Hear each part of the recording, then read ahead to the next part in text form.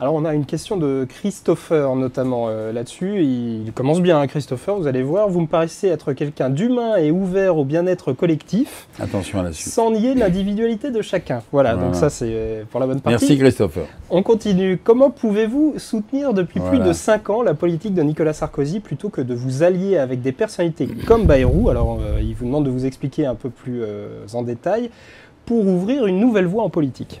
Oui, la seule différence entre Christopher et moi, c'est que moi je connais bien Bayrou, puisque j'ai été très longtemps avec lui. On s'est séparés la dernière fois quand je lui ai posé la question qui tue. Qu'est-ce que tu feras au deuxième tour? Si je te réponds, je suis mort. Je lui ai dit, si tu ne réponds pas, t'es mort aussi, ce qui s'est passé d'ailleurs. Et aujourd'hui, le débat est exactement au même point.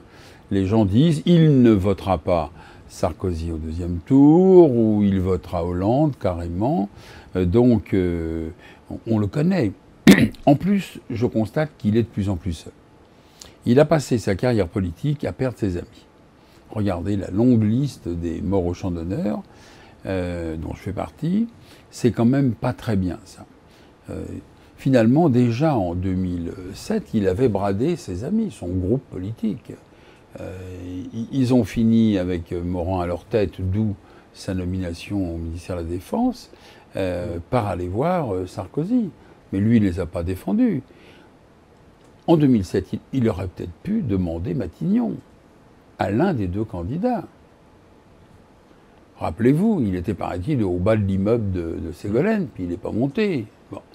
Donc, vous dites quand même qu'il s'isole, mais il y a quand même des centristes qui l'ont rejoint. Hydrac, Lambert, Douste Blazy. Oui, qui sont tous un peu dépassés quand même. Hein.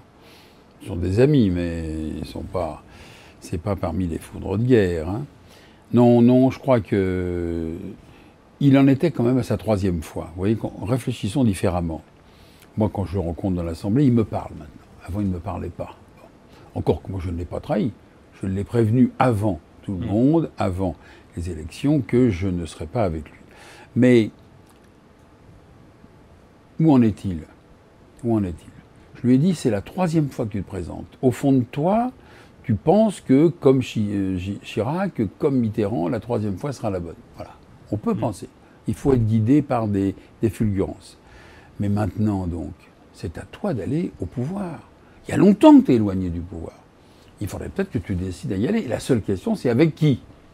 Est-ce que tu vas y aller avec Hollande? Tu as vu ce qu'il dit, on ne veut pas de toi, tu n'es pas de la famille, on ne passera pas d'accord. Ou avec Sarko, qui t'attend quand même. Alors c'est là que tu devrais réfléchir. Peser un certain poids. Malheureusement, le temps joue contre lui. Il a atteint la courbe de Gauss et maintenant il va donc plonger dans les sondages. Il ne sera pas à la hauteur des 18% de la dernière fois, incontestablement. Donc il pèsera moins en termes de il ne sera pas le troisième homme, vous pensez, de l'élection présidentielle? Je crains que non. Je crains même que ce soit Marine Le Pen.